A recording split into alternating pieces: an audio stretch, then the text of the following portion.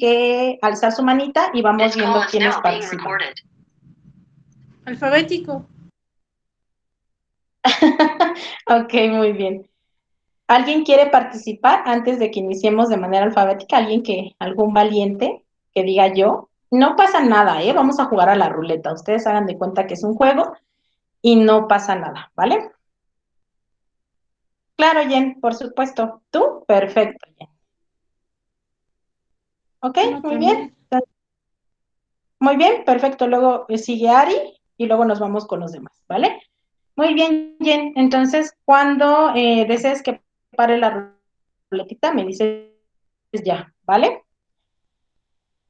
Yo sé que ustedes la ven muy lenta, pero les comentaba a sus compañeras que mi computadora va súper rapidísimo, ¿eh? Así que no crean que donde va pasando su ruletita, ahí se va a quedar porque avanza bastante, ¿no?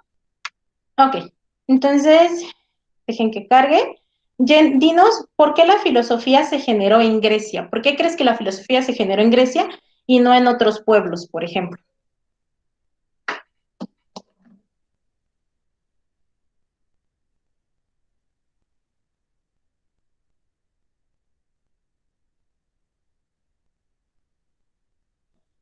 Si alguien más quiere participar, igual nos pueden ir diciendo. Sí, claro, Jen, adelante. Si alguien más quiere retroalimentar lo que diga la compañera Jen, nos pueden ir diciendo y vamos participando entre todos, ¿vale? Y todas.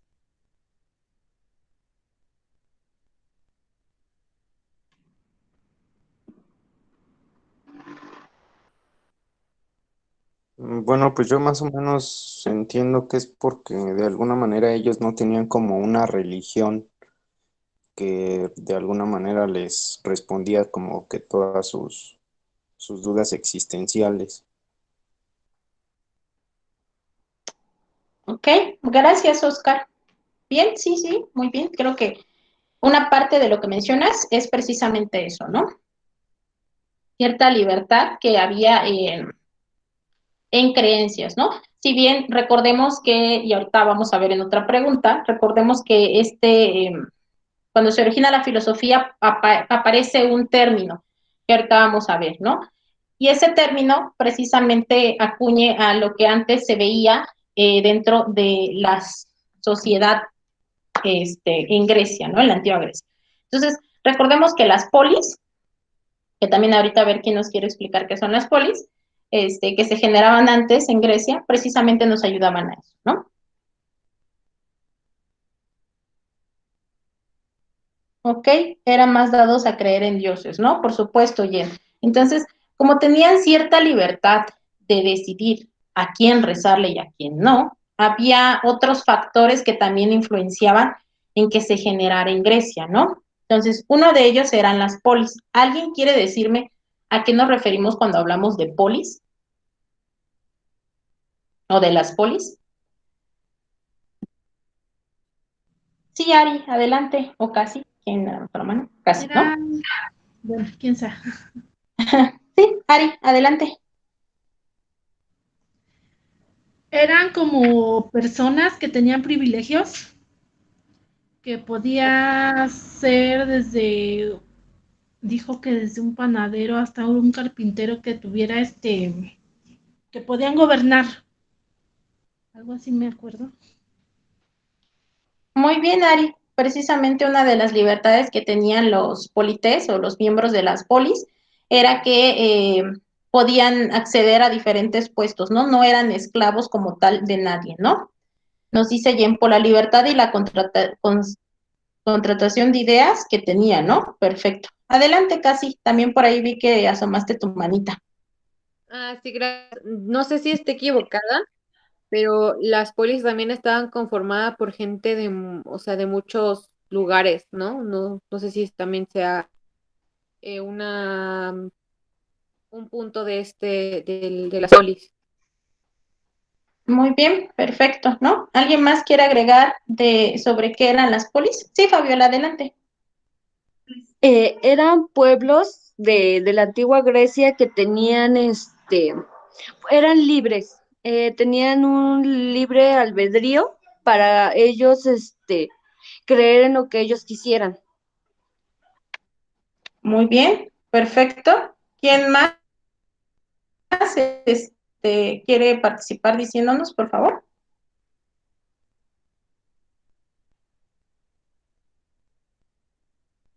¿Alguien más?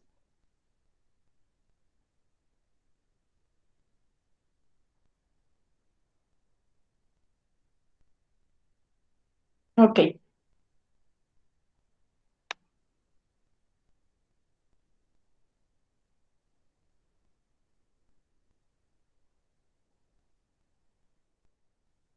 Claro, hay un punto muy interesante que toca Jen, y ajá, y la polis del ADE. Muy bien, perfecto.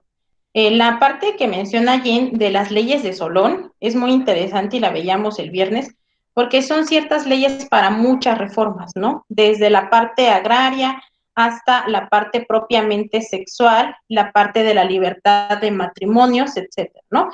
Entonces, las polis propiamente son ciudades libres, eran ciudades libres más bien de la antigua Grecia. Entonces, estas polis estaban llenas, como bien mencionan algunos de sus compañeros, tenían mucho comercio, ¿no? Tenían diferentes personas de otras culturas y de otros lados que iban precisamente a estas polis para hacer comercio. Y esto ayudó también a precisamente que la filosofía se plantara en Grecia, porque nos replantamos la manera de cómo vivían también otras culturas, ¿no? Entonces, no seguimos una sola línea, ¿no? Digamos que una polis era como la Ciudad de México, nos encontramos personas de otros estados, de diferentes lugares, ¿no? Ya bien asentados aquí y que también trabajan mucho el comercio, ¿no? Sin embargo, las polis tenían una característica muy interesante y es que eran independientes y libres. Si bien tenían ciertos dioses a los que alababan, pero aún así no había un castigo o no había nada que les impidiera no rezarles a unos o a otros o simplemente no creer en ellos, ¿no? Entonces, esta manera de estructura de las polis fue lo que generó que precisamente en Grecia naciera la filosofía, ¿no? Esta libertad de ideología y la parte del comercio ayudó mucho precisamente a que se generara ahí la filosofía, ¿no? A que las personas empezaran a replantear si realmente lo que estaban haciendo o en lo que creían era realmente lo adecuado, ¿no? Muy bien, perfecto. Seguimos con, a ver, Alberto, voy a girar la ruleta y me dices cuándo parar, ¿vale? ¿Me dijiste a mí? Perdón. Sí, a ti, Alberto. Ya.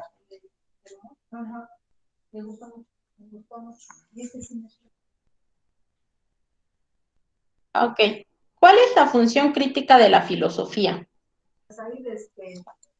El cuestionarte el conocimiento, el encontrarle una raíz a todo lo que se sabe. Muy bien, perfecto. ¿Alguien más quiere aportar a lo que menciona Alberto? ¿Cuál es la función crítica de la filosofía?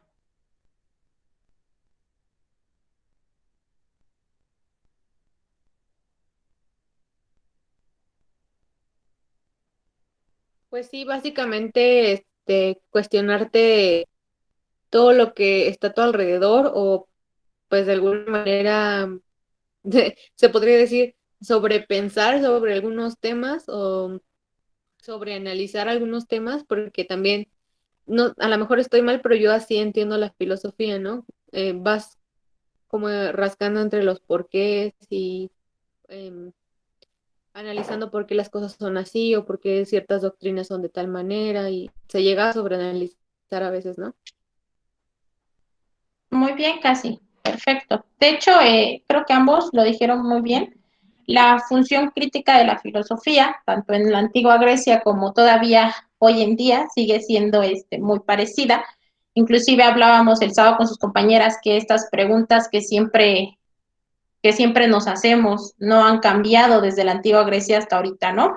Entonces, esta función crítica que tiene es precisamente en repensar lo que ya está establecido, ¿no? En hacer una crítica a lo que ya está establecido, ¿no?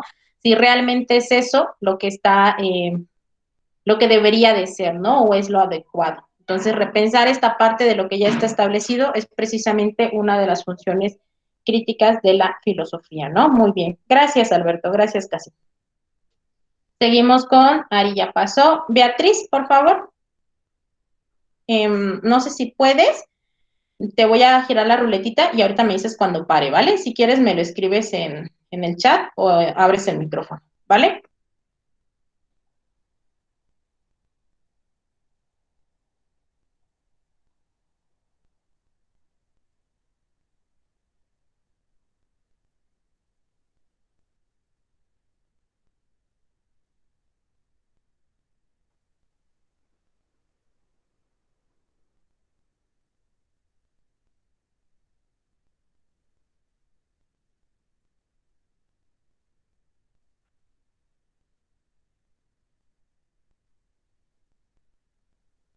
Ok, esta está muy sencilla, ¿no? ¿Cuándo y dónde se originó la filosofía?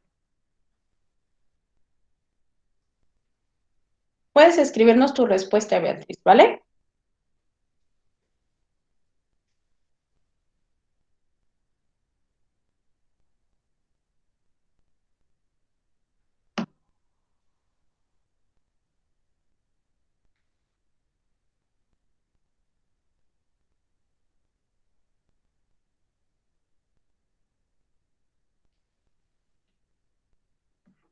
Ok, no, no te preocupes, Beatriz, no te sientas apenada ni nada, ¿eh? No pasa nada. Muy bien, ¿quién de sus compañeros o compañeras quiere ayudarnos a responder esta pregunta? ¿Cuándo y dónde se originó la filosofía? ¿Yo? En Grecia. Se originó en Grecia en el siglo VI. ¿Ok? Muy bien, perfecto. Sí, así es, Ari. Gracias por decirnos la respuesta. Muy bien. Entonces, se originó en Grecia en el siglo VI, ¿no? Muy bien, perfecto. Entonces, vamos a ver quién no ha pasado. Alberto ya, Ari ya, Beatriz ya, casi ya. Daniel, te giro la ruletita y nos dices ahorita cuando pare, ¿vale? Ya está girando, ¿eh? Ustedes a lo mejor no lo ven porque se atasca, pero aquí ya está girando. No gira nada. Ya.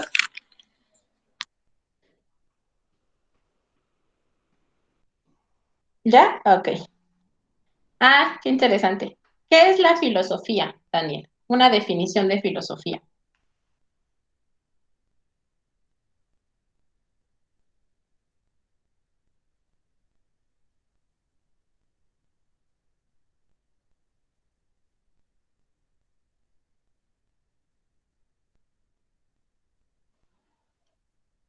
¿Lo puedo escribir? Sí, claro. Esperamos tu respuesta.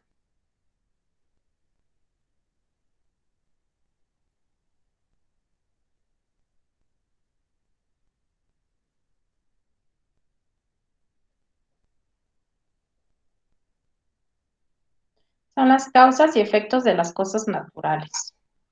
¿Ok? Qué interesante definición de filosofía. ¿Alguien alzó la mano? Creo que fue Ari, ¿no? Sí, Ari, adelante. Son reflexiones sobre la naturaleza, el universo, las causas y pues por qué se originan. Ok, muy bien. ¿Quién más nos puede decir otra definición de filosofía?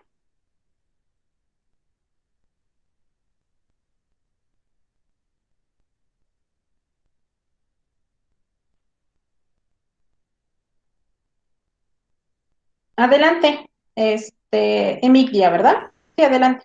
Son las reflexiones de la existencia del ser humano. Ok, gracias. Nos dice Jen, es un conjunto de razonamientos sobre cosas abstractas. Muy bien, perfecto, ¿no? Hay una definición que sobre todo es muy romántica, por así decirlo, pero tiene que ver con el sentido etimológico de la filosofía, ¿no? Entonces, si vemos filosofía, se divide en filo, que ¿alguien recuerda qué quiere decir filo? ¿Es amor? Sofía y algo así dijo, no me acuerdo. ¿Ok? Entonces, muy bien, ¿no? Entonces recordemos que filosofía se descompone de dos partes, ¿no? Filo y la otra parte que es Sofía, ¿no? Por así decir. Entonces,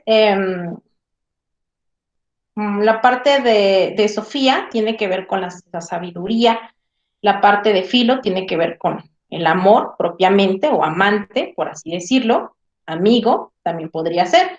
Entonces, dependiendo, ¿no? De qué sentido se le dé. Y Sofía tiene que ver con la sabiduría, ¿no? Con el entendimiento y con la búsqueda. Entonces, sí, Fabiola, adelante.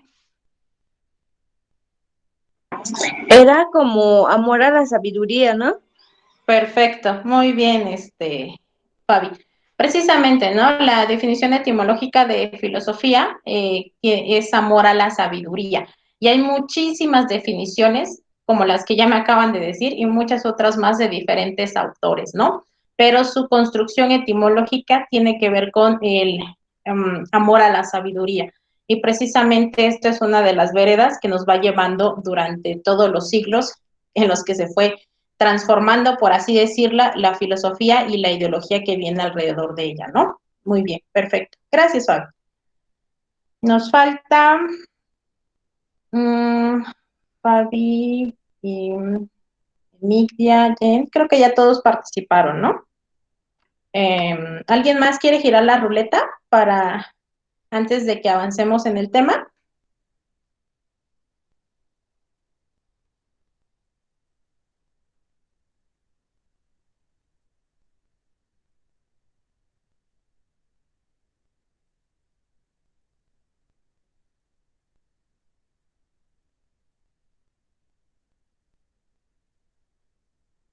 ¿Nadie? Ok. Entonces vamos A ver, yo. Sí,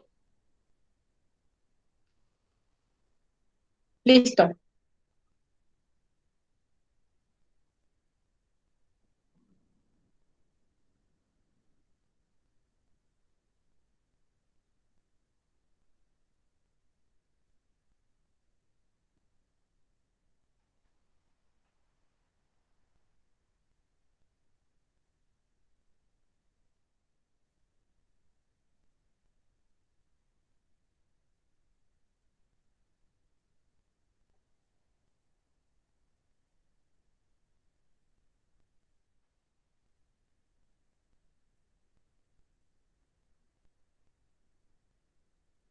Cuando nos digas y ya, para. Ajá, perdón, yo pensé Que está que se paraba dando. solita.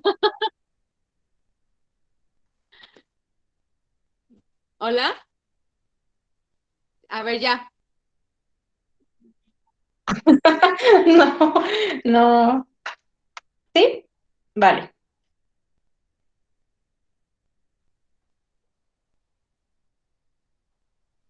Ah, se nos pasó tantito, pero bueno. ¿A qué a qué nos referimos cuando hablamos del periodo o a qué le nombraron el periodo del mitos a logos? ¿A qué se refiere esa frase del mitos a logos? Es, pues, literal pasando de lo que era, por ejemplo, su creencia religiosa, algo así, a la como tal.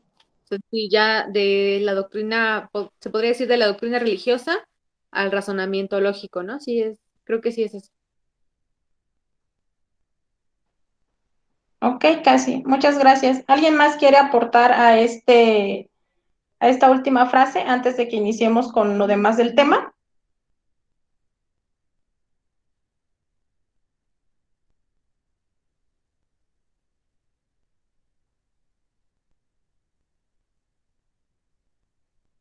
Gracias, Jen. Sí, pasaron del pensamiento mítico por el de la razón, ¿no? Como dice Casti. Muy bien. Entonces,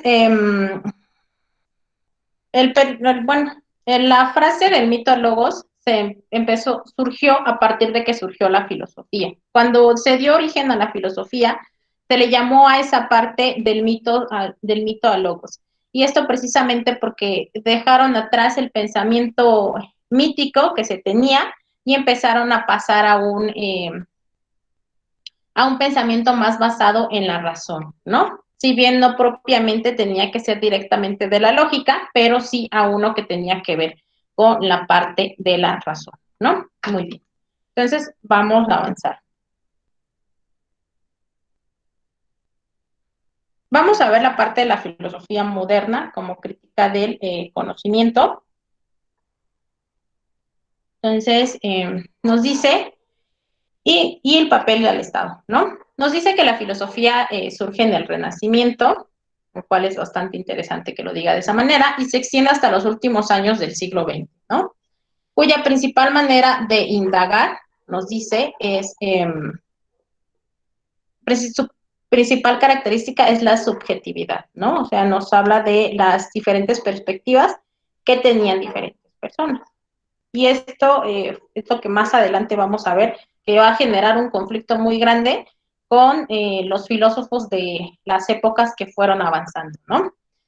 Que instala un cambio en la manera de indagación sobre los problemas o temas centrales de la vida y el hombre, ¿no? Temas centrales de la vida del hombre, las mujeres, nada más que dice del hombre, como, por ejemplo, la existencia propia, ¿no? La moral, la ética, lo que está bien y lo que está mal, ¿no? Entonces nos dice que propiamente la filosofía que surge en el Renacimiento y se extiende hasta los últimos años del siglo XX, y nos dice que principalmente esta subjetividad es su característica más importante, ¿no? Nos dice que la filosofía moderna nace a comienzos del Renacimiento y de la Reforma Protestante hasta los últimos años del siglo pasado, o sea, del siglo XX, ¿no? Nos dice que tras siglos y siglos de filosofar, se acercan cuestiones de ciertos cambios teológicos, ¿no? Recordemos que la teología propiamente es el estudio de los conocimientos relacionados con Dios, ¿no? Entonces creo que eso la mayoría sí lo sabemos, pero nos dice que esta parte de la protesta surge un espíritu, nos dice, de protesta en contra de la postura tradicional de la filosofía. Vamos a ver más adelante, sobre todo con Copérnico ahorita, por qué se generó tanto, por así decirlo, crisis durante este periodo, ¿no? Dice que en la antigüedad la filosofía antigua partía de la realidad objetiva para realizar las reflexiones filosóficas.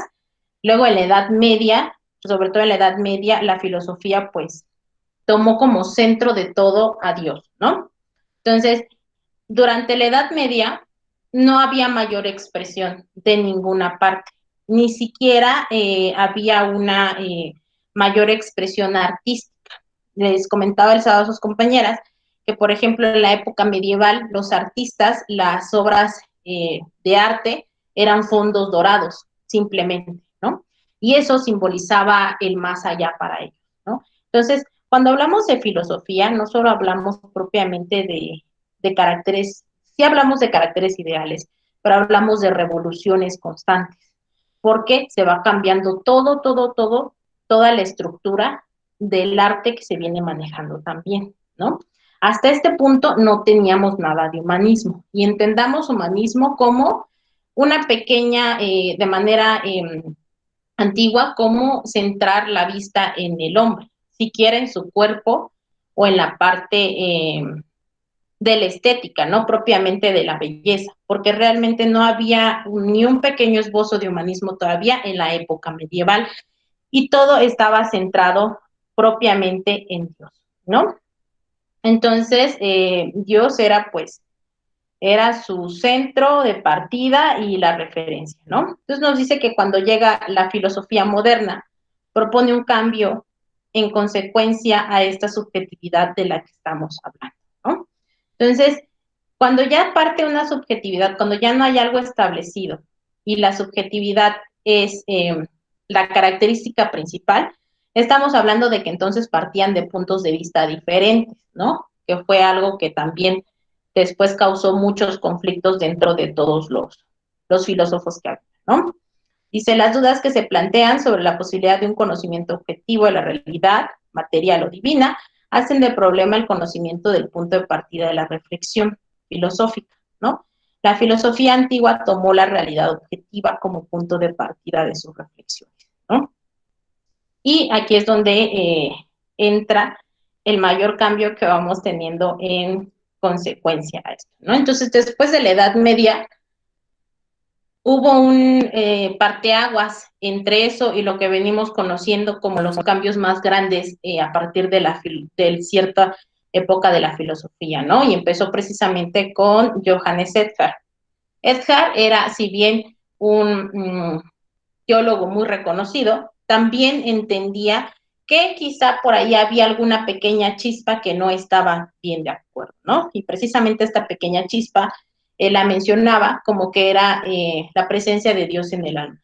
A pesar de empezar a leer e indagar, él decidió inclinarse otra vez por la parte pues religiosa, ¿no? Se inclinó más por esa parte, pero sin embargo abrió una pequeña brecha que cambió de la Edad Media hacia lo que conocemos hoy como la contemporaneidad, ¿no? Después de eso pasamos nosotros por el naturalismo franciscano, que también se inclinó mucho más a la parte de la religión. Aparecieron términos como el panteísmo, que el panteísmo prácticamente quiere decir todas las cosas son Dios y Dios está en todas las cosas, ¿no? Entonces, nos seguimos enfocando todavía a la parte de Dios y nos seguimos enfocando a Dios, a Dios, a Dios, ¿no?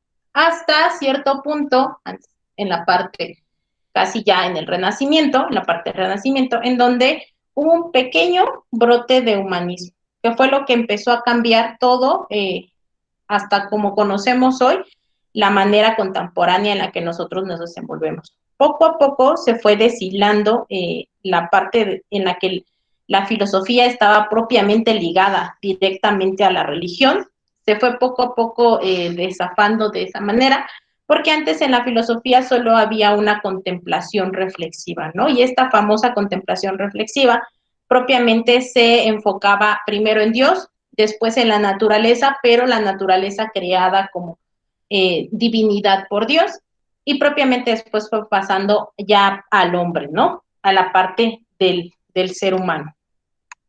Entonces nos dice duda, razón, investigación y subjetividad, ¿no? Sus pilares. Entonces la duda sobre todo les va a recordar mucho a Descartes que por todo este periodo de la filosofía moderna va a ser bastante mencionado, ya que Descartes es considerado como el padre de la filosofía moderna, ¿no? Precisamente esta parte de la duda fue algo que él implementó bastante bien, ¿no?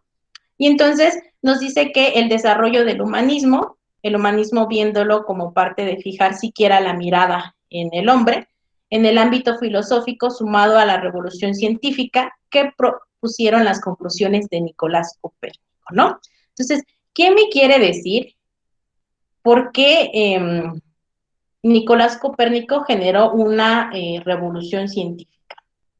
¿Alguien me quiere decir de qué se trata esta teoría heliocentrista de la Tierra de Nicolás Copérnico? Esto propiamente no tiene que ver directamente con filosofía, pero sí, por ejemplo, con geografía, ¿no? Entonces, ¿alguien recuerda a qué se refiere o quién era Nicolás Copérnico?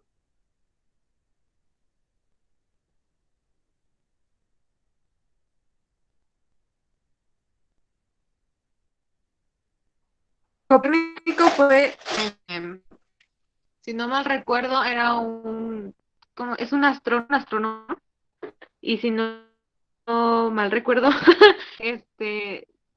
propuso el sistema solar, algo así, no me acuerdo muy bien. Ok. ¿Alguien más? O sea, ¿Recuerda? Sí, casi, dime. ajá, sí, o sea, no como tal, que estaba como que haya diseñado solar porque soy niño, pero sino que él dijo, o sea, propuso como una idea de cómo el solar era lo que quería decir. Ok, gracias. Muy bien. Entonces, ¿alguien más recuerda quién era Nicolás Copérnico?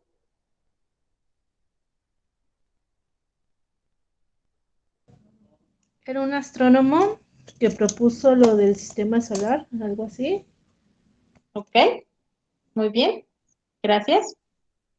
Sí, Fabi, adelante. Bueno, creo, no recuerdo bien, creo que es el que dijo que no todo gira alrededor de nosotros, bueno, de la Tierra, que hay más planetas que giran alrededor del Sol. Bueno, creo. Muy bien, Fabi, perfecto, ¿no? Entonces hablábamos el sábado que precisamente Nicolás Copérnico llegó a generar una revolución muy grande y hubo una crisis demasiado, muy fuerte en estos siglos, precisamente porque la teoría heliocéntrica, perdón, de Nicolás Copérnico nos dice, a diferencia de la tolemaica, la de Claudio Ptolomeo, que decía, Claudio Ptolomeo era la teoría geocentrista, que decía que todo giraba alrededor de la Tierra, ¿no? Y Copérnico vino a decir, no, a ver, espérame, no todo gira alrededor de la Tierra, ¿no? Y se basó en postulados como el hecho de que el movimiento del Sol quizá no era aparentemente un movimiento como tal, sino era lo que nosotros percibíamos nada más, ¿no? Entonces Nicolás Copérnico con su teoría heliocentrista, que decía que realmente la Tierra era la que giraba alrededor del universo, y que el universo precisamente era lo que estaba del Sol, perdón, y que el Sol era lo que estaba en medio del universo, ¿no? Entonces nos dice que precisamente esta teoría provocaron una caída de la escolástica vigente, ¿no? Y el resurgimiento de nuevos esquemas conceptuales totalmente lejanos de viejas disputas filosóficas, que normalmente se dirimían a instancias de una autoridad, ¿no? Platónica o aristotélica, según correspondiera, ¿no? Esto es muy interesante, pero como dato curioso, Sócrates, que fue uno de los filósofos más grandes de la historia, Platón, pues su alumno, ¿no? Y Aristóteles fue alumno de Platón. Entonces, tenían muchas vertientes bastante parecidas, ¿no? Pero esto llegó a generar una revolución porque entonces la crisis que se generó fue que las personas empezaron a plantearse realmente si todo estaba ligado entonces a lo que nos decían de por sí, ¿no? Si realmente todo estaba ligado a la parte religiosa que siempre nos decía todo, ¿no? Que tenía gran poder dentro de la sociedad, ¿no? Entonces, eh, fueron muchos eventos los que sucedieron a finales de la Edad Media, tanto en el orden social, político, cultural y por supuesto filosófico, ¿no?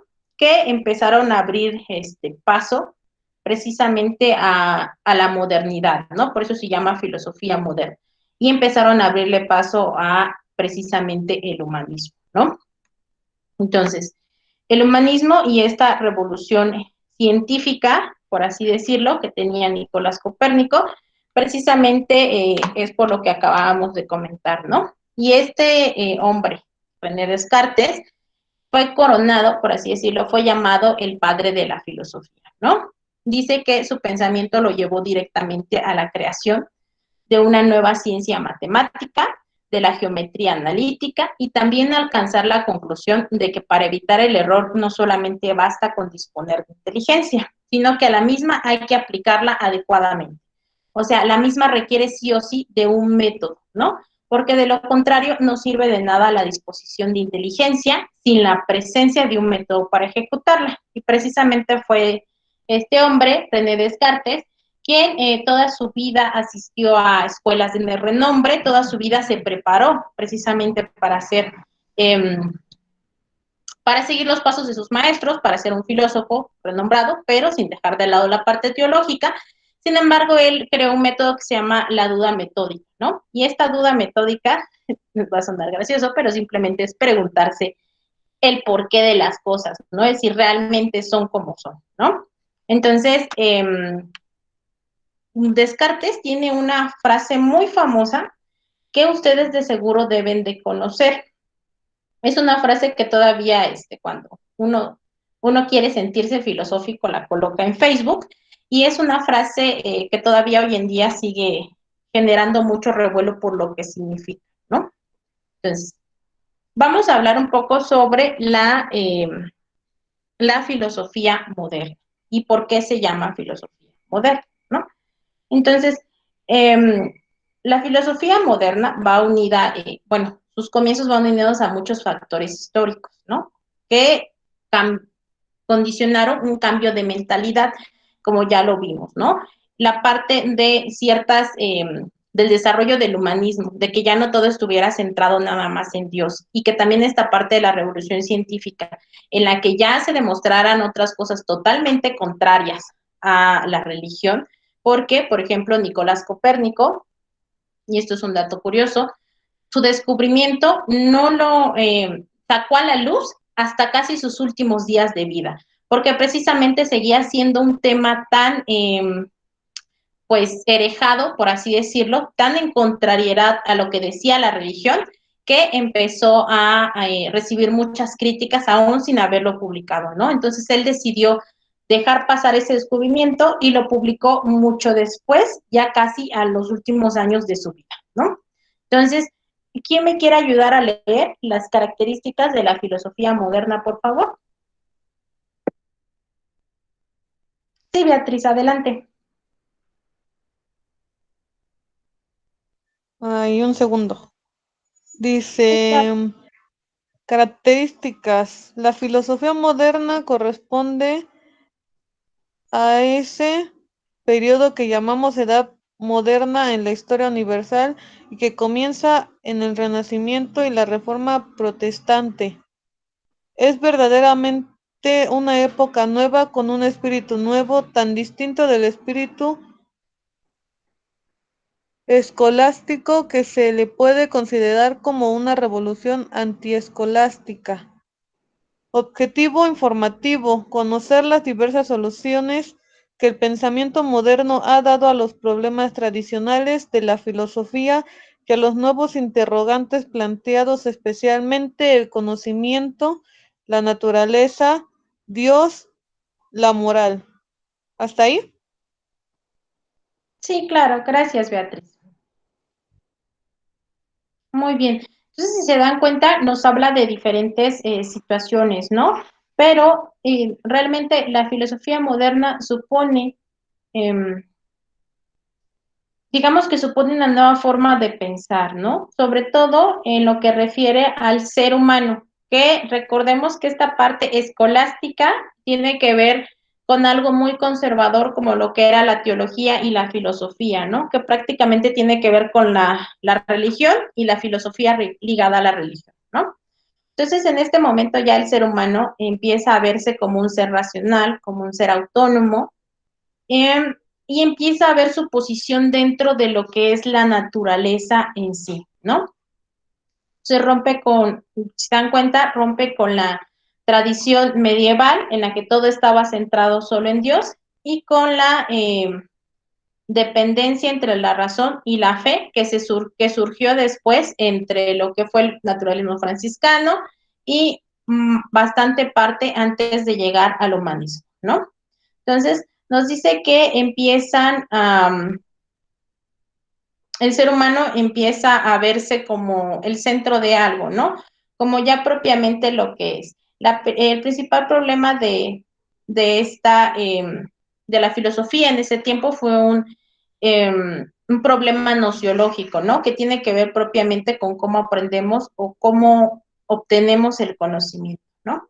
Entonces, esta filosofía moderna tiene como características esta disputa o digamos que, este desentender entre la razón y la fe, ¿no? Deja de ser esta parte de la disputa entre la razón y el ser, deja de ser como un problema principal, ¿no? Que le preocupa a los filósofos un poco más modernos, como los que vamos a ver ahorita, y entonces empiezan a plantearse más bien la manera en la que nosotros obtenemos el conocimiento, ¿no? ¿Qué se puede conocer? ¿Cuáles son sus límites? ¿Qué es real, no? ¿Qué es posible conocer con la verdad, no? Entonces, todas estas cuestiones, de hecho, generaron tres corrientes bastante interesantes que ahorita vamos a ver, tres corrientes de la filosofía moderna. Una era el racionalismo, otra era el empirismo y otra fue el idealismo, ¿no? Entonces, nos dice que como objetivo práctico, nos dice que era concebir un gran aprecio por los esfuerzos del hombre moderno en el orden del descubrimiento de la verdad, ¿no? Formarse un sano criticismo que no se contente con recibir nada más, sino que trate de juzgar, comparar y valorar. Por tanto, agradecer los aportes y desechar los hierros del pensamiento moderno, ¿no? Entonces, estamos hablando ya de que en la filosofía moderna ya había una supremacía del ser humano, ¿no? Frente a las cuestiones religiosas, ya no nos enfocamos nada más en Dios, sino que le dábamos también un gran auge a lo que era el ser humano, ¿no? El ser humano y su lugar dentro de la naturaleza, ¿no? Eran los temas más recurrentes entre estos filósofos, ¿no? Y por supuesto la parte de la nueva ciencia, ¿no? La interpretación que le estaban dando, o esta nueva interpretación que le estaban dando al universo. Había también, nació en esta parte una teoría que es la teoría del conocimiento, precisamente porque una de las principales características era la nociología, ¿no? En la filosofía moderna ya no nos preocupábamos tanto por la razón y la fe y su relación y el entender entre estos dos, sino que nos enfocábamos más en cómo aprendemos nosotros, ¿no? Y precisamente esta teoría del conocimiento nos decía que para aprender tenía que haber dos, ¿no? Un sujeto, que podía ser cualquier persona, y un objeto, que era algo que nosotros tendríamos que conocer, ¿no? Y nació un nuevo concepto de la verdad dentro de esta filosofía moderna, ¿no? Nos decía que no estaba allá afuera, como se creía en la parte medieval, sino que buscando siempre una respuesta fuera de, sino que nos dice que empieza a cuestionarse la parte de lo que es real, ¿no? El sujeto ya empieza a preocuparse por la parte de lo real, ¿no? Del conocimiento real. Y empieza a preocuparse mucho más por la parte de la verdad, ¿no? ¿Tienen alguna duda sobre las características de la filosofía moderna? No. No. Okay. No. Gracias. Muy O sea bien. que aquí ya se separa Ajá. por así decirlo, la razón de la religión. Sí, realmente en la filosofía moderna, a diferencia de la clásica que todavía teníamos como mucha problemática entre la fe y la razón, en esta filosofía moderna ya no nos preocupamos tanto por la fe y la razón, nos preocupamos más por el conocimiento, ¿no? Y en el conocimiento, por supuesto que entra parte de la razón, pero empezamos a dejar un poquito de lado la parte religiosa, ¿no? Ya nos centramos tanto la atención en la parte teológica, en Dios y lo que viene de él, sino que empezamos a ver al ser humano, ¿no? Aquí ya empieza a desarrollarse el humanismo y empezamos a ver al ser humano y dónde está parado, ¿no? Por ejemplo, es algo curioso, pero es para entender en qué contexto estábamos. Por ejemplo, en las obras que se desarrollaban, simplemente las obras escritas, no había obras en las que un personaje principal fuese, por ejemplo, el mismo autor, ¿no? Hasta que llegó Dante con su Divina Comedia, y entonces él hizo algo llamado el infierno de Dante, que hoy en día sigue siendo muy famoso porque Dante se imaginó el infierno como tal, pero no se imaginó solo el infierno, sino se imaginó su infierno, ¿no? Enfocó todo a lo que él había pasado, a lo que él había vivido y enfocó todo su creatividad en el ser humano. Y como él fue el protagonista de su obra, fue el primer autor que se puso a sí mismo como el protagonista de una obra, ¿no? Y precisamente esos pequeños detalles que parecen muy extraños porque uno diría, bueno, ¿por eso qué tiene que ver? Pues precisamente eso no se podía lograr antes, porque todo estaba centrado en escribir sobre Dios, en escribir sobre la naturaleza, en escribir sobre una contemplación reflexiva, y sin embargo, a partir de aquí empezamos a ver que nos centramos más en el humano, ¿no? En el ser humano. ¿Qué sería de nosotros si siguiéramos en la filosofía antigua? Pues realmente viviríamos todavía hoy en día, tenemos mucho peso de muchas cosas, ¿no? Pero esto se desarrolla en diferentes partes del mundo. Nos decía Zubiri, lo vimos la clase pasada, porque Aristóteles nos decía que la filosofía se tenía que hacer a sí misma como el hombre polités, ¿no? Como el hombre libre, el hombre que vivía en las polis y que vivía para sí mismo y se hacía para sí mismo. Y Aristóteles nos decía precisamente esto, que la filosofía se hacía para sí misma y por sí misma, ¿no? Y en cambio Zubiri después nos dijo que esto no podía ser posible, que la filosofía no podía hacerse simplemente porque sí ya, que también tenía que haber cierto grado de experiencia, porque en todo el mundo, alrededor de todo el mundo, hubo brotes de filosofía, ¿no? No solo en Grecia, sin embargo ahí se originó, pero no solo ahí, hubo más brotes de filosofía, ¿no? Hay muchos otros filósofos famosos alemanes, por ejemplo, que también son muy reconocidos hoy en día. Entonces, como este pequeño cambio que se fue dando durante todo fue precisamente por el avance, sobre todo científico, ¿no? Entonces, yo creo que siguiéramos creyendo quizá que la Tierra es el centro del universo, porque todas estas ideas habrían sido desechadas automáticamente, ¿no? Y nada habría estado fundamentado como lo que hoy conocemos. Puede parecer algo muy drástico, pero de hecho por algo la filosofía es llamada la madre de todas las ciencias, ¿no? De la filosofía empezaron a desarrollarse otras diferentes disciplinas como la biología, la física, etcétera, ¿no? Hice una pregunta, ¿cualquier persona podría ser filósofo o alguien te daba el título? Había escuelas, Fabiola, había escuelas muy famosas, había que estudiar muchísimo, muchísimo para poder obtener un título de ser, como tal un título de ser filósofo, no había como tal ese título literal, pero sí había, la mayoría de los filósofos que ustedes conocen eran profesores de universidades, fueron profesores, la mayoría eran profesores y la mayoría eran de universidades muy reconocidas en su tiempo. Fueron hombres que estudiaron en colegios como el Colegio de la Fleche, que era un colegio que en tiempos de Descartes era muy famoso porque era un colegio al que asistían todos los grandes filósofos, inclusive había quienes se metían y estudiaban años para recibir clases con ellos, ¿no? Pero propiamente eran profesores, ¿no? Profesores la mayoría de universidad. Gracias. Sí, no de nada, Fabiola. ¿Alguien tiene alguna otra duda antes de que avancemos?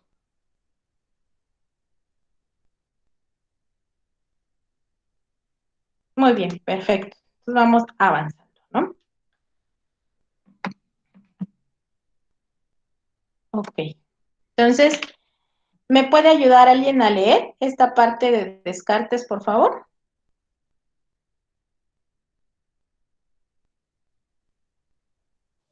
Descartes fue el promotor y pionero del racionalismo, doctrina que sostiene que la realidad es racional y por caso es solamente comprensible mediante el uso de la razón.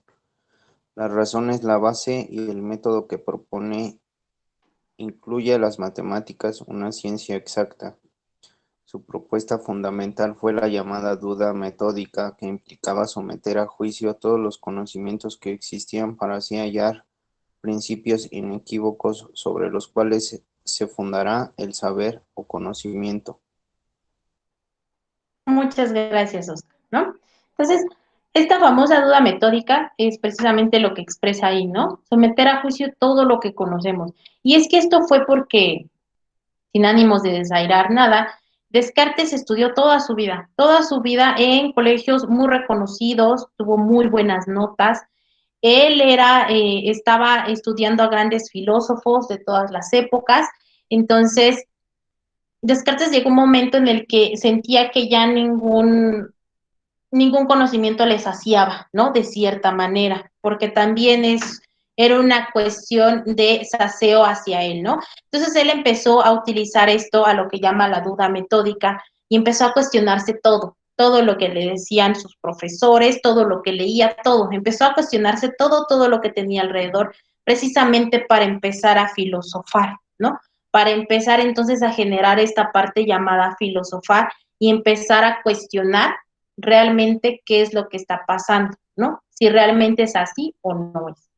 Entonces, sobre todo, Descartes tenía una frase bastante interesante que era, pienso, luego existo, ¿no? O yo pienso, de hecho era yo pienso y yo luego existo, ¿no? Pero luego se acortó a pienso y luego existo, precisamente por esta situación en la que él utilizaba esta duda metódica para filosofar, ¿no? Entonces, vamos a avanzar para ver estas partes de las que fue, bueno, esta parte en la que fue gran reconocido Descartes, ¿no?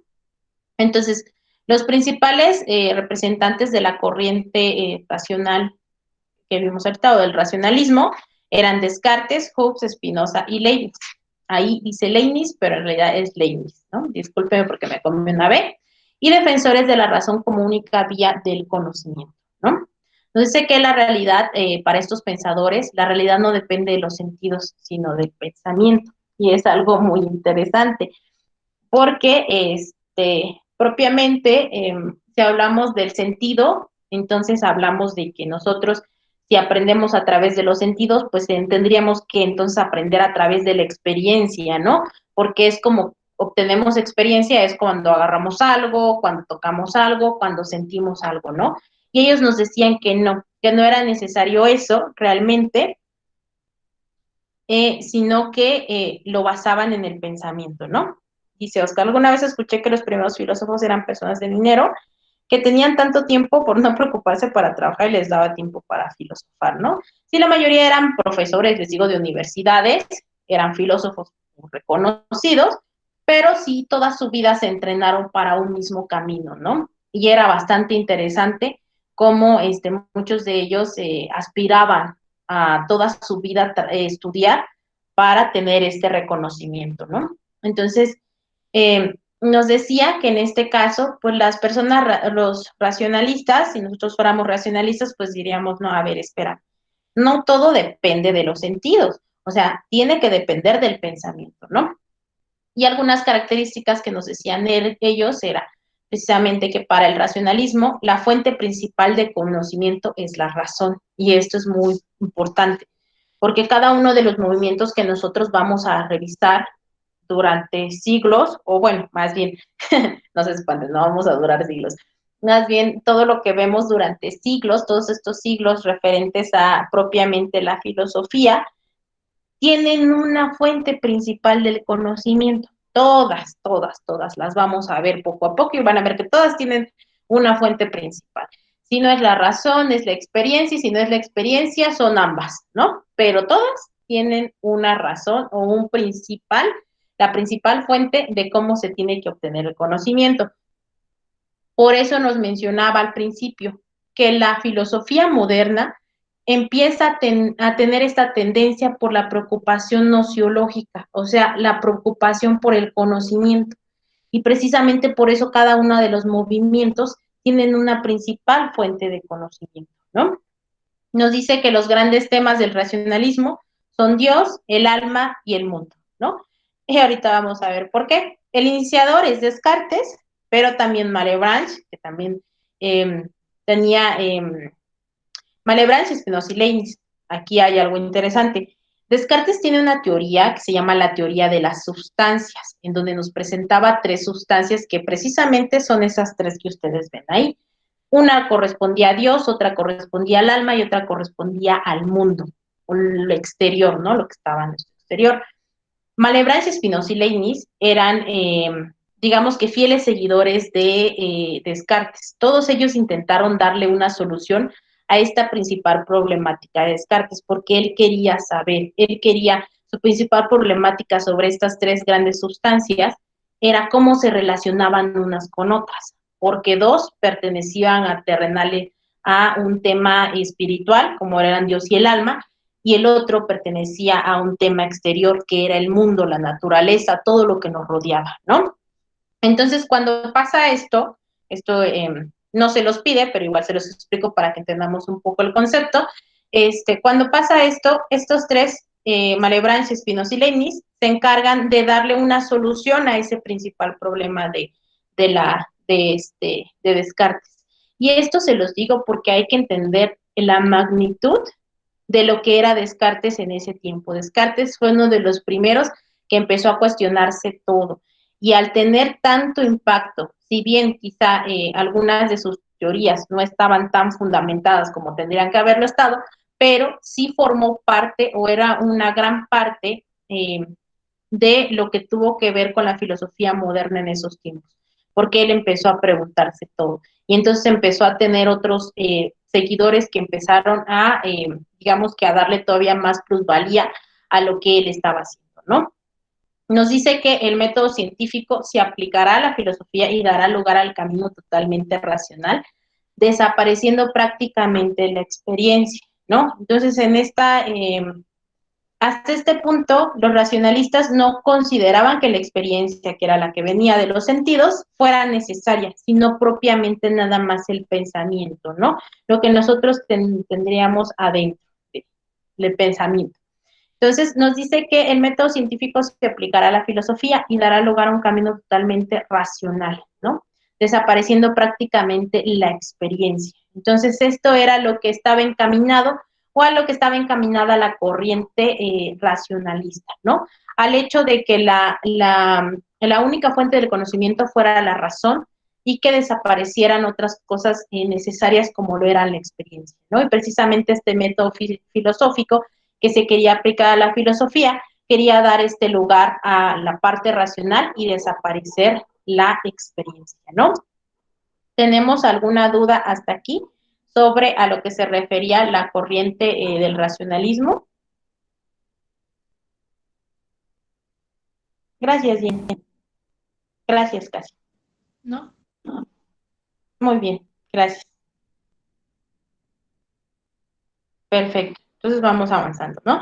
Esto es bastante interesante, porque la verdad es que uno de los principales problemas, y ahorita lo vamos a ver más adelante con Kant, es que todos estos filósofos reconocidos, junto con los otros filósofos reconocidos que van a ver ahorita, no se pusieron nunca de acuerdo. Entonces, unos opinaban una cosa, otros otra cosa, y la manera de contradecirse constantemente es lo que hizo que la filosofía entrara en una crisis muy grande, porque no estaba fundamentada en ningún momento. Y precisamente Kant, que lo vamos a ver más adelante, quería que esta filosofía estuviera fundamentada, ¿no? Y para ello quería unir a estos filósofos con los que van a ver ahorita, que tienen que ver con el empirismo, ¿no? Entonces, ¿quién me quiere ayudar a leer lo que es el empirismo, por favor? Sí, casi adelante. La filosofía moderna y el empirismo. El empirismo es otra de las corrientes de la filosofía moderna y sus principales representantes son Bacon, Locke, no, ¿cómo se pronuncia? Locke y Hume. Esta corriente radicalmente opuesta a la racionalista defiende la idea de que la realidad depende de los sentidos, de la experiencia, tanto psicológica como epistemológica. Muy bien, muchas gracias, ¿no? Entonces, nos damos cuenta que nos dice que el empirismo, ¿alguien sabe qué quiere decir empiria? ¿O a qué nos referimos cuando decimos que algo es empírico? Sí, casi. Bueno, yo tengo entendido que el empirismo es pues básicamente el conocimiento a través de la experiencia, ¿no? O de la prueba y error. Muy bien, perfecto. Exactamente, ¿no? Entonces, algo empírico es algo que aprendemos por experiencia, ¿no? Por ejemplo, si yo quisiera aprender a andar en bicicleta, pues los racionalistas me dirían cómo le tengo que hacer, ¿no? Subes tu patita, la otra le mueves y por cierta cuestión mecánica va a avanzar la bicicleta, ¿no? Y los empiristas me dirían, es que te tienes que subir y tienes que hacerlo tú mismo para que puedas aprender, ¿no? Entonces hay cosas que meramente nos decían los empiristas no nos decían que anduviéramos en bicicleta, ¿no? Pero sí nos decían que precisamente la fuente del conocimiento tenía que ver directamente con la experiencia y esto tenía que ver directamente con los sentidos, ¿no? Entonces, cuando nos dice tanto psicológica como epistemológica, nos quiere decir que tanto las concepciones que nosotros hacemos de manera psicológica y las concepciones que nosotros hacemos de manera epistemológica, o sea, del conocimiento que vamos acumulando, se tiene que hacer a través de la experiencia, aunque de manera psicológica creo que a veces ni con la experiencia aprendemos, ¿no? Pero esa era la forma de ver que tenían estos filósofos. Y los principales precisamente eran Bacon, Locke y Hume, que de hecho Hume era uno de los que fue uno de los que principalmente destruyó, por así decirlo, o echó hacia atrás la parte de la teoría de las sustancias de Descartes de la que hablábamos antes, ¿no? Entonces, entre los empiristas y los racionalistas no había cierta manera de lograr tener un acuerdo, eran como el América y Chivas, no se podía, realmente no había manera de que unos pensaran iguales que otros, porque ya tenían sus propias maneras de fundamentar lo que estaban pensando en ese momento, ¿no? Entonces, los empiristas, pues sostenían este principio fundamental de que el conocimiento estaba basado en la experiencia, ¿no? Pero no solo en una experiencia sensorial, ¿no? Que tuviera que ver con los sentidos. Y que esto, pues ya tenía que ver prácticamente con el conocimiento, ¿no? Entonces, más o menos a finales del siglo XVIII, apareció después otro filósofo llamado Kant, que ahorita vamos a ver, que vino como a darles un frenón a ellos dos y decirles, no, a ver, espérate, es que yo necesito algo diferente a lo que me estás diciendo, ¿no? Entonces, las principales características del empirismo, una es que el conocimiento tiene su origen en la experiencia sensible, ¿no? En la parte de los sentidos. Sus representantes principales son Locke, Bacon y Hume, y por ahí estaba Bacon también. Se opone al racionalismo, o sea, no es algo que se pueda cambiar, realmente es la oposición totalmente contraria, ¿no? Ya que para los racionalistas el origen del conocimiento era propiamente solo la razón, ¿no? Nos dice que el empirismo se opone a la teoría innatista del racionalismo y que Locke postula que la mente humana es como una hoja en blanco, ¿no? En las que se van imprimiendo vivencias, en las que las viviendas van imprimiendo marcas, perdónenme. Entonces, esto es muy interesante porque ellos tenían una propia visión de las cosas, de cómo tenían que ser, ¿no?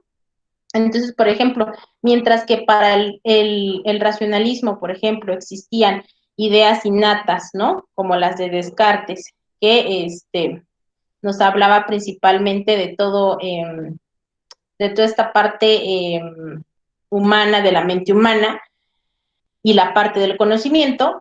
Estos racionalistas, pues todo conocimiento se originaba para ellos en la razón, ¿no?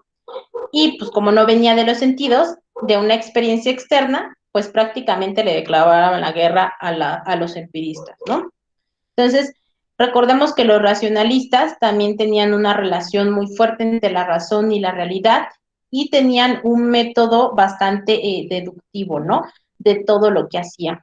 En cambio, estos empiristas rechazaban totalmente estas ideas innatas que ya tenían, cargados los racionalistas y nos decían que la mente para los empiristas pues era precisamente como este lienzo, ¿no? En el que se iban construyendo ideas a partir de la experiencia, a partir de las vivencias, ¿no?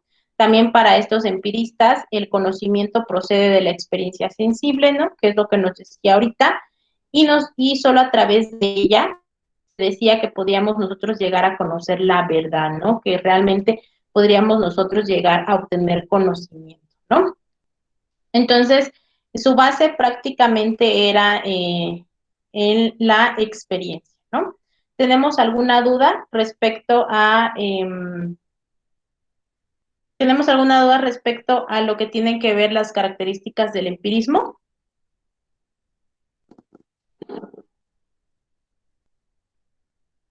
No. No. Ok, gracias.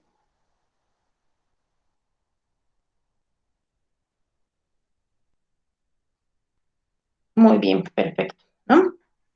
Entonces, vamos a avanzar. Entonces, Kant, por así decirlo, Kant fue uno de los filósofos que se preocupó tanto por esta crisis en la filosofía y ver cómo unos con otros no coincidían, ¿no? Entonces nos dice que mientras tanto, y hacia finales del siglo XVIII, aparece otro gran filósofo, que fue Immanuel Kant, que se propuso la titánica tarea de unir el racionalismo con el empirismo, ¿no?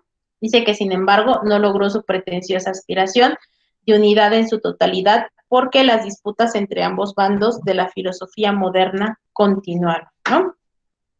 Y es que Kant realmente quedó muy impresionado por ciertas leyes que se generaron en su tiempo contemporáneas, que fueron las leyes de Newton. Entonces, cuando Kant vio las leyes de Newton y vio que algo ya estaba establecido y que tenía su propia, digamos que su propio proceso natural, empezó a preguntarse por qué, al igual que la ciencia, la filosofía no podía estar de esa manera fundamentada, ¿no? Y después de preguntarse tanto, empezó a ver que era precisamente porque había instancias opuestas, ¿no? Y Kant tiene un discurso muy bueno que se llama la dialéctica trascendental, que precisamente en esta dialéctica nos decía cómo existían estas instancias opuestas, que si había una tesis, tenía que haber una antitesis para todo, ¿no? Y él empezó a ver este racionalismo y este empirismo como algo que no fundamentaba la filosofía, algo que no permitía que la filosofía fuera llamada como tal una ciencia y que había entrado en crisis precisamente por todas estas no peleas, pero sí contradicciones entre filósofos unos con otros, ¿no? Porque si bien no eran peleas como tal, pero sí había referencias como tal, ¿no? Por ejemplo, como Hume, que era un empirista, habló y citó muchas de las partes de Descartes sobre su problema de las sustancias, ¿no? Y entonces Hume dijo que no había tal problema porque no había sustancias, ¿no? En cambio, Descartes decía que habían estas tres, que era Dios, el alma y el mundo, y que había un problema en la comunicación de estas tres, ¿no? Y Hume decía que no, que definitivamente no podía haber eso porque no había tal problema, no existía tal problema porque no existían tales sustancias, ¿no? Entonces, cuando aparecía este problema de que unos con otros se contradecían, es cuando Kant empezó a pensar o se le ocurrió esta idea de querer unir el racionalismo con el empirismo, ¿no? Sin embargo, iba a ser una tarea bastante desgastante que, pues, en realidad no aportarían más a lo que era la filosofía moderna, ¿no? Sin embargo, los trabajos de Kant son bastante interesantes, su crítica trascendental y su dialéctica trascendental son bastante buenos, y su deseo por querer fundamentar la filosofía, pues no podía llevarse a cabo de esta manera, ¿no? Entonces, dice, Kant consigue superar el anterior debate entre el racionalismo y el empirismo al afirmar que el conocimiento parte de la experiencia, pero que no todo conocimiento procede de la misma. Así habla de dos fuentes de conocimiento, la sensibilidad que proporciona los datos de la experiencia y el entendimiento que le da forma a toda la información procedente de los sentidos y que es independiente de la experiencia, ¿no? Entonces, Kant, al querer juntar estas ideas del racionalismo y el empirismo, logró entonces pensar que la fuente del conocimiento entonces no era ni una ni otra, ¿no? Sino que eran ambas, que no todo venía de la experiencia y que no todo podía venir solo del pensamiento, ¿no? Que tenía que haber una correlación entre unas y otras, o que algunos conocimientos se encontraban o se podían dar por la experiencia y otros precisamente por el pensamiento, ¿no? Nos decía que, por tanto, se puede hablar de un conocimiento a priori y de un conocimiento a posteriori, ¿no? Cuando hablamos de un conocimiento a priori, hablamos de algo que podemos conocer, que ya sabemos o que podemos conocer sin siquiera verlo, inclusive, ¿no? Entonces, nos habla de que un conocimiento a priori es un conocimiento que se puede dar antes de la experiencia y que un conocimiento a posteriori se puede dar posteriormente a la experiencia, ¿no? Y esto es lo que se conoce como revolución copérnica en Kant, ¿no? Kant se inspiró mucho en Copérnico y en la parte de su teoría, que más tarde Kepler como que sintetizó y simplificó. Y fue donde nacieron o fue donde ya se cimentaron las partes de la rotación y la traslación de la Tierra, ¿no? Pero eso es otra historia. Pero precisamente esta revolución copérnica tuvo gran alcance también en Kant. Para Kant había diferentes tipos de juicios que uno podía emitir, ¿no? En esa época había diferentes tipos de juicios. Algunos de ellos, por ejemplo, eran juicios sintéticos que tenían que ver propiamente con esta parte de la experiencia, ¿no? Y había otros juicios que eran a priori, que precisamente tenían que ver con conocimientos antes de la experiencia, ¿no? Conocimientos propiamente del pensamiento, ¿no? Entonces, cuando Kant empieza a hacer esta relación entre que puede haber conocimientos a priori y que puede haber conocimientos posteriori, o sea, antes de la experiencia y posteriormente a la experiencia, él empieza a generar toda esta parte de su dialéctica trascendental y su crítica trascendental, ¿no? Que fueron muy importantes en su época y fueron bastante señaladas en ese tiempo. ¿Tienen alguna duda sobre Kant? ¿Cuál era principalmente el propósito que tenía este?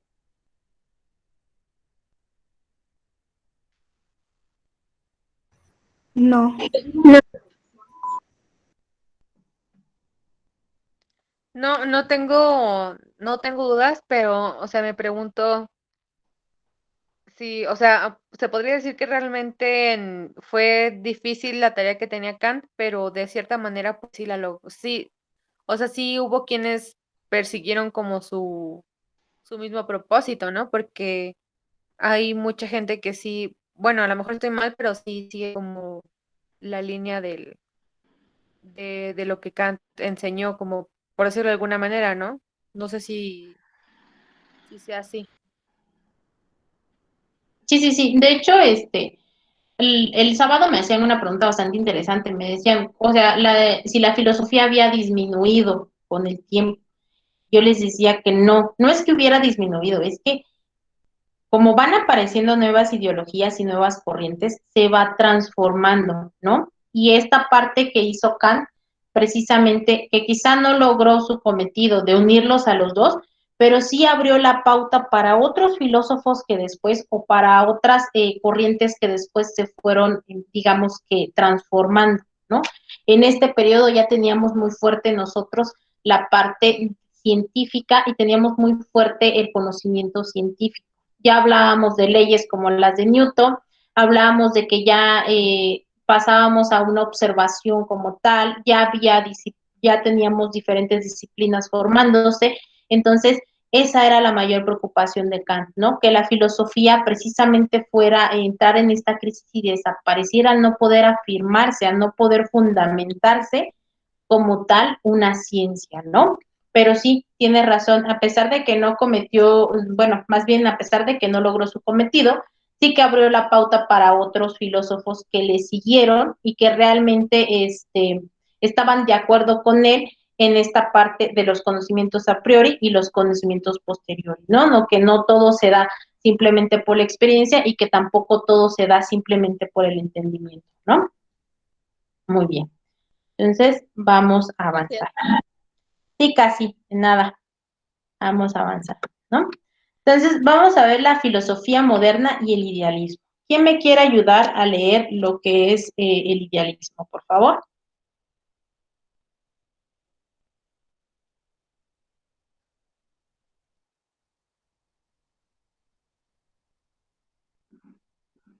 Sí, Fabi, adelante. Creo que se arrepintió, Fabi.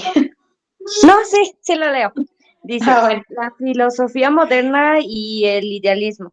Los principales representantes de la corriente idealista son Hegel y Kant, y defienden la idea de que la realidad es algo mental, es decir, es una idea y únicamente se encuentra en el interior del ser humano, siendo el mismo una idea. Gracias, Fabi, ¿no? Está medio enredado esto, pero vamos a desenredar por poquito. Nos dice que la filosofía moderna y el idealismo, nos dice que las principales representantes de esta corriente pues eran Hegel y nuestro buen amigo Kant, del que hablábamos ahorita. Entonces nos dice que defiende la idea de que la realidad es algo mental, ¿no? Entonces está bastante rebuscado, por así decirlo, y nos dice que también, es decir, es una idea, ¿no? Y únicamente se encuentra en el interior del ser humano, siendo el mismo una idea, ¿no? Entonces esto está bastante interesante porque nos habla de que la realidad que podemos conocer es fundamentalmente una construcción de la mente, ¿no? O una construcción inmaterial. Eso era lo que se podía percibir dentro de esta corriente. Y es muy interesante porque dentro de digamos que de esta parte subjetiva que se tenía, era muy interesante cómo manejaban todo, inclusive lo matemático, ¿no? Como el espacio y el tiempo. Entonces, si por ejemplo nos decían que el espacio propiamente era una idea, ¿no? Porque aunque realmente tú tengas un mueble en algún lugar, ¿no? Por ejemplo, si tú tienes un mueble en algún lugar de tu casa, tú lo podrías mover, pero realmente tu mente imagina el espacio que va a ocupar, ¿no? A eso se referían cuando hablaban de que la realidad, o sea, era una parte inmaterial, de que nosotros la construíamos, ¿no? De que nosotros íbamos construyendo todo lo que estaba fuera de, ¿no? Entonces, es bastante interesante la concepción que tenía el idealismo sobre todo lo que le rodeaba, ¿no? Y precisamente por eso afianzaba la parte de Kant, donde decía que había conocimientos de diferentes maneras, ¿no? No podía ser uno o otro, porque entonces no podrían ser ideas, ¿no? Entonces, había diferentes tipos de idealismos, como después se fueron conociendo. Sí, claro, exacto, ¿no? Entonces nos dice Jen, y es algo que diariamente hacemos, ¿no? Hasta calcular el tiempo podría ser. Sí, claro, inclusive el tiempo, sobre todo el espacio, nos decía que era algo, una idea construida, ¿no? El tiempo también es algo que nosotros vamos de manera relativa, por así decirlo, construyendo. No es que nosotros construyamos de manera literal, el tiempo sabemos que eso no se puede, ¿no? Pero sí vamos nosotros de manera mental, nosotros vamos proyectando lo que es el tiempo, ¿no? Porque si no existiera, por ejemplo, digamos, que no supiéramos o no tuviéramos nosotros, contáramos los años que vivimos, cuántos, cómo nos verían las personas, ¿no? ¿Cómo nos verían las personas si no existiera esta parte de los años en los que vamos viviendo? Si no supiéramos que tenemos 15, 10, 5 años, si no contáramos el tiempo de esa manera, esta propia construcción que nosotros generamos, ¿cómo se desenvolvería la sociedad, no? Simplemente con ese hecho, ¿cómo nos veríamos todos, no? O sea, estaríamos, quién sabe si será su mamá o será la hija. No, entonces, no sabemos realmente cómo sería todo eso, ¿no? Pero las construcciones, precisamente como las decían ellos, pertenecían a esta idea, ¿no? De que todo era una idea y que nosotros íbamos construyendo esta realidad, por así decirlo, de ciertas cuestiones inmateriales que había, ¿no? Entonces, dice tipos de idealismos. El idealismo objetivo, no sé, que son las ideas que existen por sí mismas y solo dependen acceder a ellas por medio de la experiencia, ¿no? Como las que nos decían Platón, Leibniz, Hegel o Dilthey, ¿no?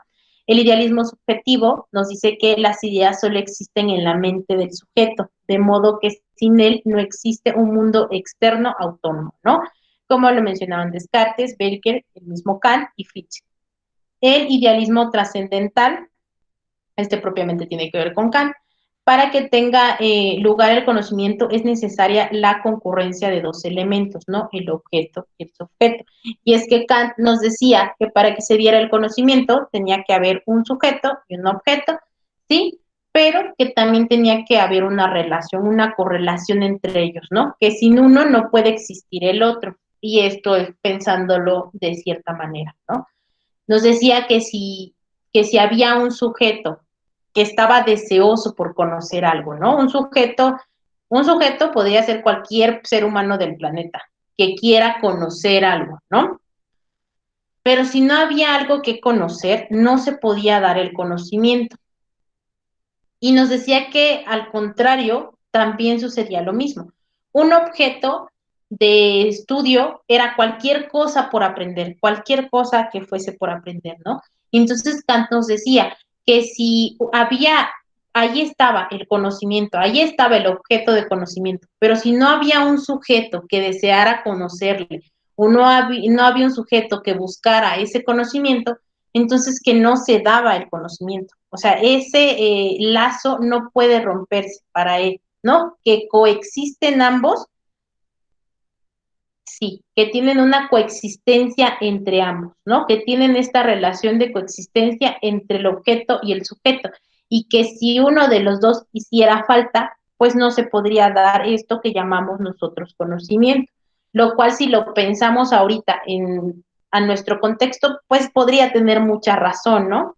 Tiene mucha razón en decir que si hay por ahí alguna selva perdida, pero si uno no tiene deseo por ir y buscar algo que esté por ahí, algo nuevo, pues realmente nunca se daría el conocimiento, ¿no? Todo lo que hemos tenido durante siglos y los avances tecnológicos y todo lo que ha habido durante toda la humanidad ha sido por la búsqueda precisamente de un conocimiento, ¿no? Buscar algo que conocer. Y nos decía que el idealismo alemán era el que consideraba a la realidad como un producto de la razón. Y pues eran Schelling y Hegel los principales pioneros, por así decirlo, de este tipo de idealismo, ¿no? ¿Tienen alguna duda referente a los tipos de idealismos? No, ninguna duda, nada más que sí. Le voy a tener que dar otra repasadita. Muy bien, perfecto. ¿Los demás y las demás tienen alguna duda?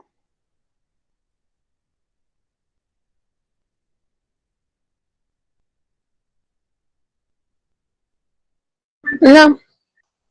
Ok, gracias. Muy bien, entonces vamos a avanzar. Está muy interesante, la verdad, les voy a ser sincera. Cada uno de estos temas, la verdad es que yo en prepa abierta, por ejemplo, yo me aviento un mes casi con diferentes tipos de temas, pero son bastante interesantes. Son muy interesantes ver cómo va cambiando la ideología y la filosofía durante los siglos, y también es muy interesante ver cómo todo esto, si lo aterrizamos a nuestro contexto, decimos, ay, no, pues sí tenía razón. Sí iba por buen camino ese hombre cuando dijo eso, ¿no? Lamentablemente no tenemos en este tipo de referencias, lamentablemente no tenemos mujeres, pero realmente sí podemos ver nosotras una relación entre lo que nos decían en ese tiempo, estamos hablando de siglos, a lo que podemos ver actualmente, ¿no? Entonces, vamos a ver la ilustración, los principales autores y corrientes como el racionalismo, el empirismo y el criticismo kantiano, que es prácticamente como un resumen de lo que ya estuvimos viendo ahorita, ¿no? Entonces, ¿alguien recuerda a qué se refiere el periodo de la ilustración? ¿Alguien por ahí que recuerde a qué se refiere el periodo de la ilustración? Sí, casi adelante. Me parece que es parte del Renacimiento y del siglo de las luces, ¿no? Muy bien. ¿Alguien más tiene algún conocimiento referente a la ilustración? Eso también nos venía en historia, ¿no? Cuando empieza a avanzar la ciencia, que ya nada más que empiezan a pensar diferente manera, no como antes nada más que tenían ideas atrasadas, que no estudiaban. Ok, muchas gracias, Emilia. Muy Básicamente bien. fue como de su mito a logos, ¿no? En esa época. O sea, también porque también había mucha parte religiosa y dejaron esa parte para evolucionar más, como lo decían ya pues a la ciencia, ¿no? Más apegados a lo que se podía comprobar, por decir de alguna manera. Y si no me equivoco, también fue precursor, por decir de alguna manera, a esa época de la revolución industrial, ¿no? Muy bien, perfecto. Dice, dice Fabiola, se acaba el oscurantismo, perdón, no puedo pronunciarlo bien. Si da lugar al siglo de las luces, ¿no? Muy bien, perfecto. Entonces, es muy interesante lo que dijo ahorita, bueno, lo que dijeron todos, pero me llamó la atención que Fabiola usara el término de oscurantismo, y precisamente por lo que dice Casi, ¿no? La parte de, fue como el mitos a logos de este siglo.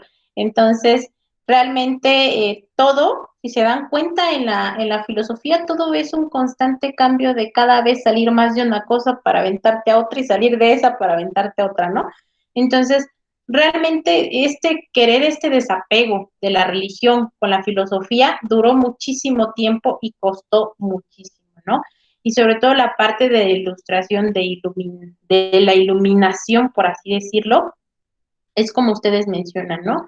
Parte ya más de la razón y la ciencia que propiamente de algo teológico, ¿no? Y esto del oscurantismo precisamente tiene que ver, este término se usa mucho, se ha usado mucho durante los siglos para describir que la humanidad en ese tiempo todavía tenía como una velita, ¿no? Estaba como cuando nos dicen que el amor es ciego, y tienen razón.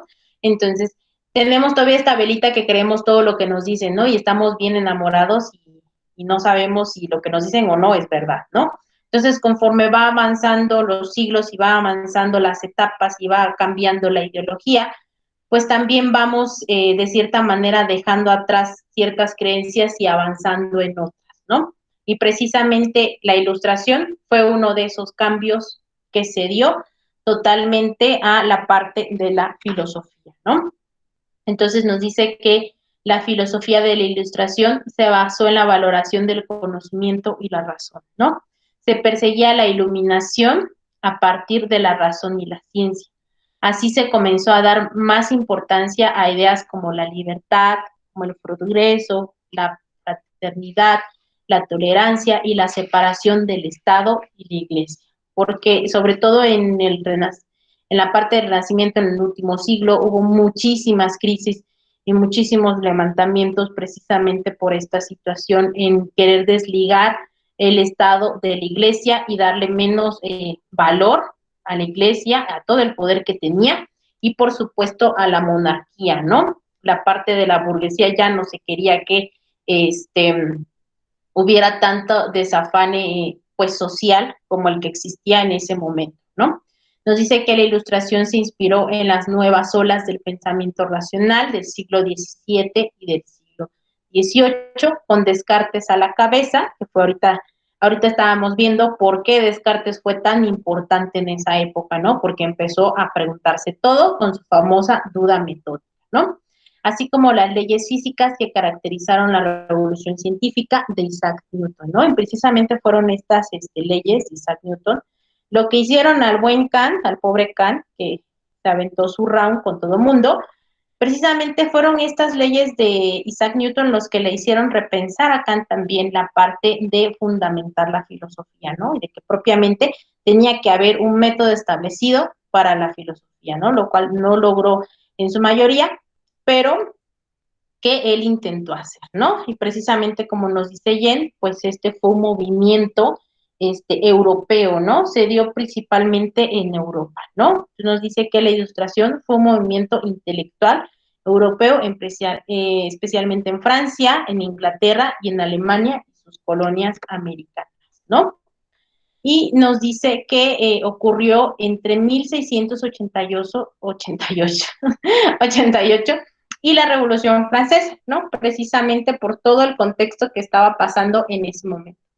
No sé qué tenía el objetivo declarado de disipar las tinieblas de la humanidad, que es precisamente de lo que nos hablaba Fabi cuando nos decía que se acabó el oscurantismo, ¿no? Se salió la humanidad del oscurantismo precisamente porque se quería disipar estas, digamos que tinieblas, entre comillas, de la humanidad mediante las luces de la razón, ¿no? estas luces fue lo que le dio su nombre de Ilustración. Los pensadores de este periodo sostenían que el conocimiento humano podía combatir la ignorancia, la superstición y la tiranía, porque recordemos que todavía había muchas creencias muy arraigadas dentro de esta etapa, ¿no? Todavía en la etapa medieval se seguía arrastrando mucha monarquía, precisamente de esa temporada, y mucha superstición todavía, ¿no? La Ilustración tuvo una gran influencia en aspectos económicos, políticos y sociales, por supuesto, de la época, ¿no? Al empezar a generar mucho más, digamos que conciencia y mucho más esta parte de que el conocimiento humano podía combatir la ignorancia, pues al mayor conocimiento, lo hemos visto por todos lados, a mayor conocimiento, pues el pueblo como que ya no se conforma con lo mismo, ¿no? Y empezó a haber muchos cambios y crisis económicas, políticas y sociales en esta época referente a todos los cambios de ideología que empezaron, ¿no? Sobre todo esta parte de la ciencia siempre le dio como esta revolución científica que hubo, siempre le empezó a dar más pie a cuestionar, a que las personas se cuestionaran lo que estaba pasando en ese momento y si realmente era como todo el tiempo nos habían dicho, ¿no? Entonces, nos dice que su lema, según Immanuel Kant, no sé por qué, Immanuel o Emmanuel Kant, Sapers aude, ¿no? Ten el valor de servirte de tu propia razón, ¿no? Precisamente se refería a este postulado en el que nos decía que el conocimiento humano podía combatir la ignorancia, ¿no? Entonces nos decía que nos hiciéramos conscientes de nuestra propia razón, ¿no? Nos hiciéramos nosotros propiamente conscientes de nuestra propia razón, ¿no?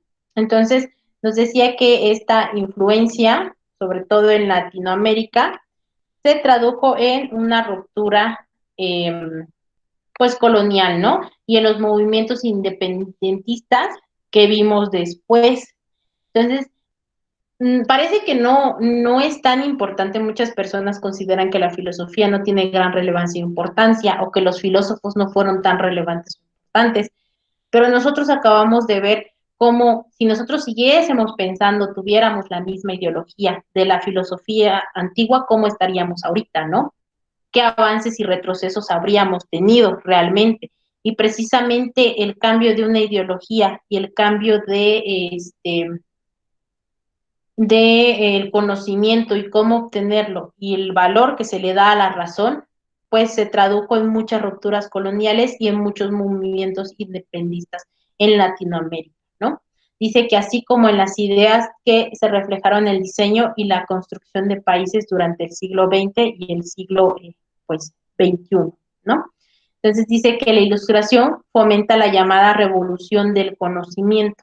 Para los seguidores de este movimiento, la ciencia y métodos son las bases del progreso, ¿no? Nos dice que la Ilustración realmente, pues, generó una gran revolución en todo lo que las personas sabían, ¿no? Y en cómo se apropiaron de esa razón y ese conocimiento que tenían. Entonces nos dice que la ciencia y el método era la base para las personas que seguían este movimiento. La crítica, que usa como instrumento el análisis, será el común denominador de los ilustrados, ¿no? Por eso Kant tiene su famosa crítica trascendental, que él también tiene muy buenos aportes sobre la crítica, y recordemos lo que hablábamos al principio, ¿no? La función crítica de la filosofía, desde la antigua Grecia hasta ahorita, siempre fue repensar todo lo que ya está establecido, ¿no? Y precisamente esta crítica se volvió mucho más fuerte en esta época de la Ilustración, ¿no? Y nos dice que fue un común denominador, o sea, fue un característico sí o sí de las personas, de los ilustrados, ¿no? De los seguidores de este movimiento en su época. Entonces dice que por otra parte, la Ilustración genera una concepción capitalista de la naturaleza, porque se asienta la idea defendida por Bacon de que el conocimiento es poder, ¿no? Bacon tuvo muchos avances en su tiempo referente a la parte de la observación de la naturaleza y a las ciencias experimentales.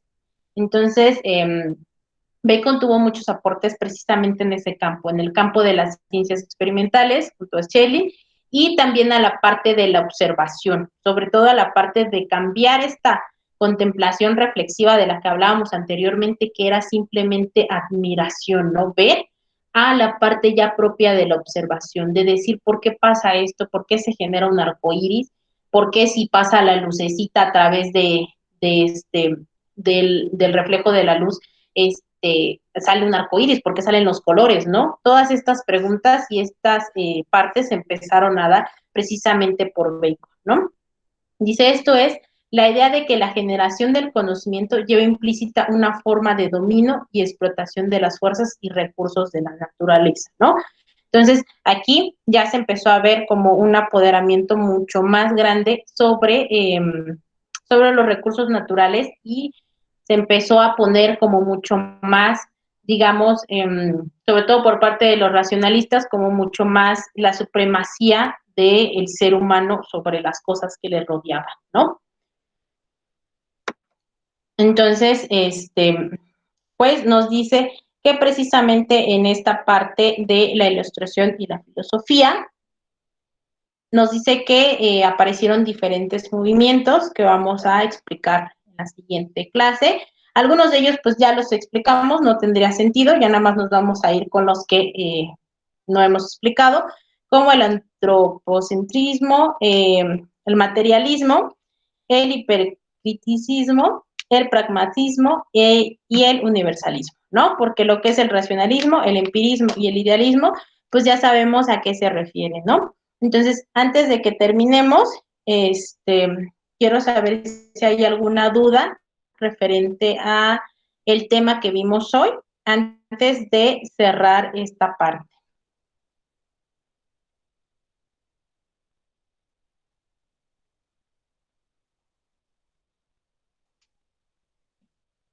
¿Tenemos alguna duda? No. No. Ok, muy bien. Déjeme No, ninguna. déjeme terminar de grabar. Cote, dijera mi sobrino. Entonces déjenme dejar de grabar y hacerles unas preguntas, ¿no? Vamos a ver qué tal nos va participando de manera deliberada, ¿no? Entonces, yo lanzo una pregunta y ustedes, quienes ustedes deseen, van a